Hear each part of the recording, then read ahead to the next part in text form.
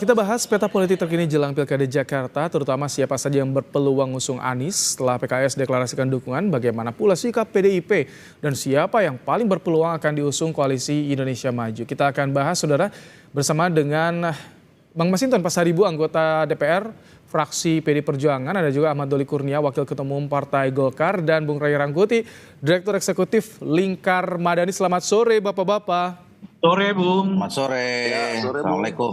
Waalaikumsalam warahmatullahi wabarakatuh.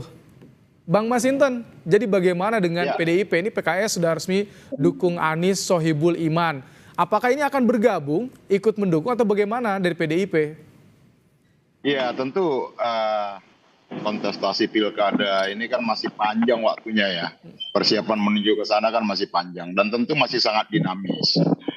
Nah, bahwa di PDI Perjuangan itu ya ada beberapa nama dari internal maupun eksternal. Dari eksternal itu ya satu diantaranya ada nama Pak Anies Baswedan. Nah, tentu bagi kami ya dalam proses menuju bulan Agustus nanti ya, akhir bulan Agustus itu pendaftaran, ya tentu situasinya masih sangat dinamis tergantung dari komunikasi dengan partai-partai politik lainnya. Karena seluruh partai politik di Jakarta ini tidak satupun memenuhi syarat untuk mengusung sendiri.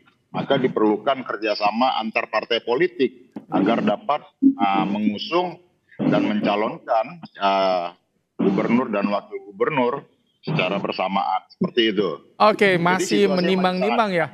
Baik, masih nunggu komunikasi juga dengan partai politik lain. Bang Doli, lalu bagaimana dengan Golkar dan juga Kim ketika ini PKS sudah resmi nih dukung Anies Sohibul Iman. Golkar bagaimana dan juga Kim, siapa nih akan diusung gambarannya untuk di Jakarta, Bang Doli? Ya, tentu kita menghormati ya keputusan masing-masing partai, itu kedaulatan masing-masing partai politik ya untuk mengusulkan nama-nama siapa yang akan dicalonkan dalam kontestasi pilkada itu. Nah, jadi kalau soal Golkar kan selalu mempertimbangkan ya dan kemudian memprioritaskan kader-kadernya yang untuk kita dukung menjadi calon-calon kepala daerah. Nah, untuk Jakarta sendiri kan sampai saat ini kami belum memutuskan apa-apa dan kemudian juga belum mengambil langkah apa-apa. Artinya surat tugas yang pernah kami sampaikan kepada 3 orang di Jakarta, yaitu Saudara Ridwan Kamil, kemudian Saudara Erwin Aksa dan Ahmad Zaki Iskandar itu belum kami cabut gitu. Dan kami sedang terus mencermati, kemudian berkomunikasi intensif dengan teman-teman Koalisi Indonesia Maju dalam beberapa ya sebulan 2 bulan ke depan untuk nanti kemudian akan kami putuskan siapa yang akan dicalonkan dan kemudian bersama-sama dengan Partai Koalisi Indonesia Maju. Baik, Bang Ray, apa yang Anda baca dari keputusan PKS ini dengan resmi atau mendukung Anies dan Sohibul nih? Ini sengaja untuk menguatkan posisi tawar PKS atau bagaimana menurut Anda? Ya, jujur saya takjub sedikit dengan langkah PKS ini ya. Bukan pasangannya, kalau melihat Iman dengan Anies dengan Iman itu ya udah kejebak dari awal. Yang membuat saya takjub itu bukan itu. Tapi kan baru 3 hari yang lalu PKS menyebutkan calon mereka itu adalah Pak Sohibul Iman untuk calon gubernur DKJ begitu ya. Tiba-tiba hanya berhitung 3 hari berubah sekarang menjadi Sohibul Iman hanya jadi calon wakil gubernur ya kan. Itu yang membuat kita terkejut. Kok cepat sekali perubahannya gitu. Apa yang terjadi di PKS sehingga hanya dalam hitungan 3 hari kok posisinya udah berubah gitu. Tapi saya kira ini menggambarkan 2 hal. Pertama adalah kayaknya PKS kembali ke mood awal deh gitu ya. Apa mood awalnya itu? Kemampuan lobby yang memang tidak terlalu memadai gitu. Kemampuan negosiasi yang nggak terlalu memadai gitu. Kenapa saya katakan begitu? Ini kan udah 2 kali nih PKS dengan model yang kayak begini kan. Tahun 2017 dahulu Sandiaga sama Mardhani Alisera. Gagal. Akhirnya digantikan oleh Anies sama Sandiaga kan. 2000 berapa tuh yang Anies yang Sandiaga lalu calon 2019 yang lalu.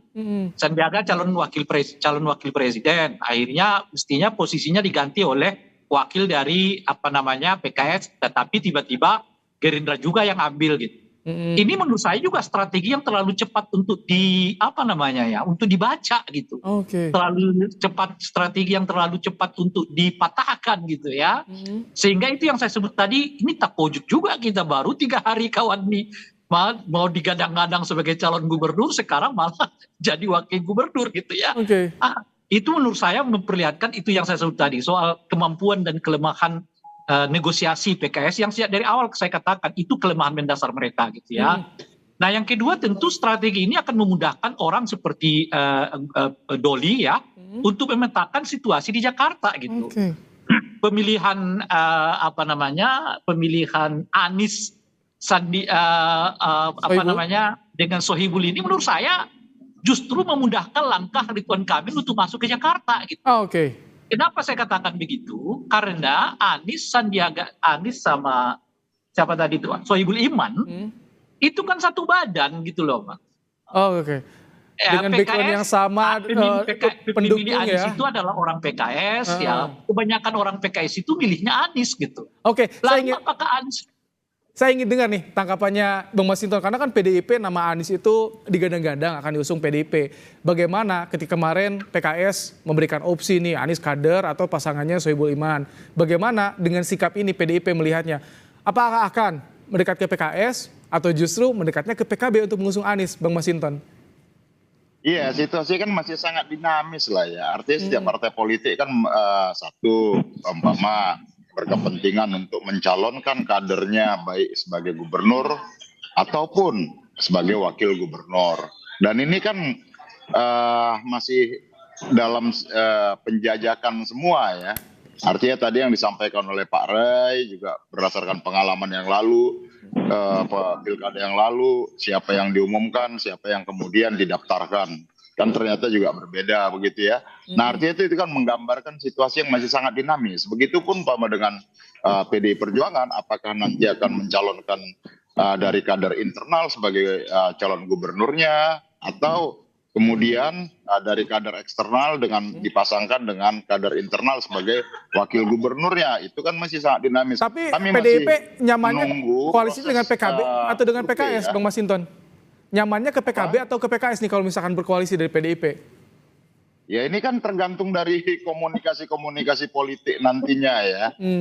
Nah artinya kami juga sedang melakukan proses survei ya dari beberapa nama-nama ya siapa nanti yang disukai, diminati ya oleh warga Jakarta, itu nanti akan bisa kita putuskan berikutnya seperti itu siapa yang akan kita usung. Bang Doli, kalau dari Kim bagaimana sih? Karena sebelumnya katanya PKS juga merasa ditawari oleh Kim untuk jadi cawagupnya di Jakarta. Kemudian juga ada Kans Prabowo berdialog dengan Anies. Bagaimana sebetulnya pertimbangannya saat ini di Kim? Itu pertama harus dijelaskan dulu sama Rai, itu takojut itu apa itu? Biar ngerti. Ini entah kenapa yang diundang Pasar Ibu, Rangkuti, Tanjung. Ini halak kita semua. Gimana?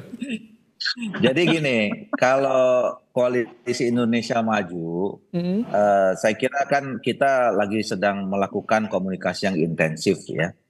Jadi dan kami memang sudah terbiasa bahwa walaupun kami tergabung dalam satu koalisi, tapi komunikasi dengan partai-partai politik yang lain ini terus juga terjadi ya. Sama juga waktu Pilpres begitu. Saya sama Pak Masinton ini halo-haloan tiap hari gitu. Nah jadi nggak ada masalah sebetulnya. Betul bahwa kami sudah pernah juga komunikasi dengan teman-teman PKS, juga pernah komunikasi dengan teman PDIP, dengan Nasdem, dengan PKB.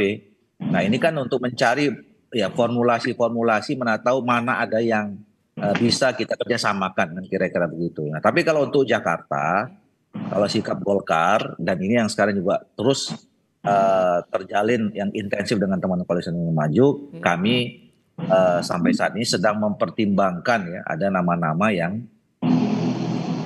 didorong dari Partai Golkar dan kami juga sebetulnya ada pembicaraan, ada mungkin nama-nama baru yang bisa muncul ya dari teman-teman. Kaisang ini, termasuk nama Kaisang. Termasuk juga nama Kaisang, ya kan itu kan Koalisi Indonesia Maju semua, ya. Jadi kami memberi ya itu kan kembali ya itu hak otoritas kedaulatan masing-masing partai politik Ya mereka mengusungkan nama-nama kadernya dan saya kira nanti kan pada akhirnya kita lihat ya mana yang paling besar peluangnya untuk menang dalam kontestasi pilkada kan kira-kira gitu. Oke, ini tadi menarik, ada disebutkan juga ada nama yang masih digodok termasuk Kaisang. Apakah ini Kaisang ini akan dikunci untuk cagupnya atau cawagupnya, dan berapa poros nanti akan terjadi di Pilkada Jakarta? Kita akan bahas usai jeda di Kompas Petang.